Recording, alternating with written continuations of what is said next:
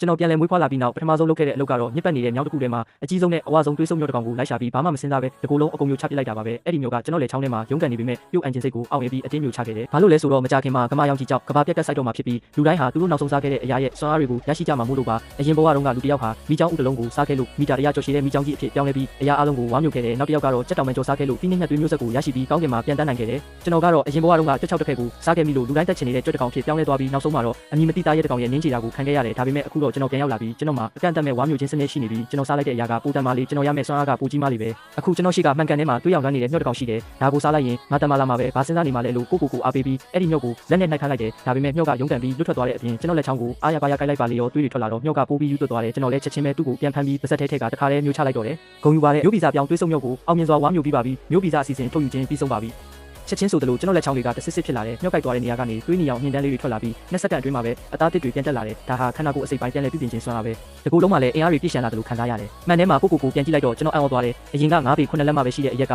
အခု6ပေ3လက်မှဖြစ်နေပြီးစပင်တွေကအနီရောင်ဖြစ်သွားပြီးမျက်လုံးတွေကလည်းတွေးအောင်တောက်နေတယ်ပိုပြီးထူးဆန်းတာကကျွန်တော်ညာဘက်လက်ဘွားမှာ6ကဘာလိုနှဆိုင်ပြီးဆူးရှာတဲ့သွားတွေအပြည့်နဲ့ပါစက်တစ်ခုပေါက်နေတာပဲဒါဟာရန်သူတွေရဲ့တွေးကိုဓာတ်ရိုက်ဆုပ်ယူနိုင်တဲ့စွမ်းအားပါဒါပေမဲ့ကဘာမပြတ်သေးခင်ဒီရုပ်တွေနဲ့အပြင်ထွက်ဖို့ကမဖြစ်နိုင်ဘူးအဲ့ဒီလိုတွေးလိုက်တာနဲ့ကျွန်တော်စံပင်တွေပုံမှန်ပြန်ဖြစ်သွားပြီးလက်ဘွားကပါစက်လည်းပျောက်ကွယ်သွားတယ်အမောင်ထုကဆိုင်ကို2ရက်ပဲလိုတော့တယ်ကျွန်တော်မှာဝါမျိုးဖို့နေရာ2ခုကျန်သေးတယ်ကျွန်တော်မှတ်ဉာဏ်အရာဓာတ်ရုမျိုးကဘီလီယံနာတယောက်စီမှာရှားပါလျက်စစ်မရှင်တစ်ကောင်ရှိတယ်ကဘာပြက်ပြီးရင်အဲ့ဒီကောင်ကလျက်စီးတွေဖြစ်တဲ့ငရဲသားရဲကြီးဖြစ်လာမှာအဲ့ဒါကိုကျွန်တော်အရင်စားနိုင်ရင်ပိုတန်မာတဲ့ဆွမ်းအားရမယ်ဒါပေမဲ့အဲ့ဒီဘီလီယံနာနဲ့တွေ့ဖို့ကမလွယ်ဘူးကံကောင်းတာကသူ့သမီးရန်ရှောင်းချမ်းကချင်းပေးတက်ကတူမှာတက်နေတာပဲကျွန်တော်ကျောင်းသားကပန်းချံတစ်ခုမှာသူမကိုစောင့်နေလိုက်တယ်သူမကိုလာကြိုတဲ့ Rolls Royce ကားကြီးရောက်လာပြီးတက်တော်ဆောင်3ယောက်ဆင်းလာတယ်ကျွန်တော်လည်းထောင်ချိုးကနေထွက်လာပြီးဒါဟာပြန်ပေးဆွဲတာပဲလို့ပြောလိုက်တယ်သူမကကျွန်တော်ကိုဘီယူမဆိုင်တယ်လို့ကြည့်တယ်သူမရဲ့တက်တော်ဆောင်တွေကစစ်တပ်ဟောင်းကကျွမ်းကျင်သူတွေလေခေါင်းဆောင်လုပ်သူကကျွန်တော်စီပြေးဝင်လာတော့ကျွန်တော်လက်တီးတစ်ချက်ပဲလွှတ်လိုက်တယ်သူဟာ15ปีလောက်လွတ်ထွက်သွားပြီးတစ်ပင်နဲ့ရိုက်မိကသတိလစ်သွားတယ်ကျန်တဲ့2ယောက်ကတော့ကြောက်ပြီးတောင်းကြီးဖြစ်ကြတယ်ကျွန်တော် Rolls Royce ကားတစ်ခါကိုတစ်ချက်ပြန်လိုက်တာကားတစ်ခါကတန်ဘူးခုံလို့ခြိုက်ဝင်သွားတယ်မင်းအဖေရန်နန်ကြီးကိုဖုံးဆက်လိုက်အဲ့ဒီလျက်စင်ငါရှင်ကိုယူလာခိုင်းငါရှင်ရရင်မင်းကိုလွှတ်ပေးမယ်လို့ကျွန်တော်ပြောလိုက်တယ်ရန်နန်ကြီးတယောက်ပြတလဲနဲ့ရောက်လာတဲ့စစ်တပ်ကိုလည်းအကူအညီတောင်းပြီးရောက်လာတာပါကျွန်တော်ကရန်ရှောင်းထန်းကိုပြောလိုက်တယ်နောက်2ရက်နေရင်ကဘာကြီးပျက်စီးတော့မယ်တတဝါတွေအားလုံးကတားရဲတွေဖြစ်ကုန်လိမ့်မယ်မင်းတို့စီကငါရှင်ကိုငါယူတာကမင်းတို့မိသားစုကိုကဲတင်တာပဲငါနဲ့ပူးပေါင်းရင်မင်းတို့ကိုငါစောင့်ရှောက်မယ်သူမကကျွန်တော်ကိုအယူလို့ကြည့်နေတော့မှပဲကျွန်တော်ကကိုယ့်လက်ကိုဓာတ်နဲ့လှီးပြလိုက်တယ်ချက်ချင်းပဲတွေးနေအောင်မြင်လေးတွေကတန်ရာကိုပြန်စီးပေးလိုက်တာကိုမြင်တော့သူမမျက်လုံးပြူသွားတယ်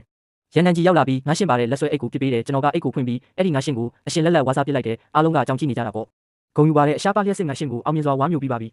ချက်ချင်းပဲကျွန်တော်ခန္ဓာကိုယ်ကနေလျက်စစ်တွေထွက်လာတယ်ကျွန်တော်စံပင်တွေหนีသွားပြီးတွေးလုံးတစ်ခုကိုလေထဲမှာပောက်ကွဲအောင်လုပ်လိုက်တော့ထွက်လာတဲ့လျက်စစ်တွေကစစ်သားအားလုံးကိုမေးလဲသွားစေတယ်ရန်မီသားစုသားဖား2ယောက်ပဲမထိခိုက်ပဲကြံခဲ့တယ်အခုဝါမျိုးကိုနေရာတစ်ခုပဲကြံတော့တယ်ကျွန်တော်မှတွေးဆုပ်ဆွမ်းအားရှိပြီးလျက်စစ်ရှိပြီးအခုလိုအပ်တာကပြန်တန်းနိုင်စွမ်းပဲဒါလူမျိုးတိရစ္ဆာန်ယုံထဲမှာထူးခြားတဲ့တင်ငယ်တစ်ကောင်ရှိတယ်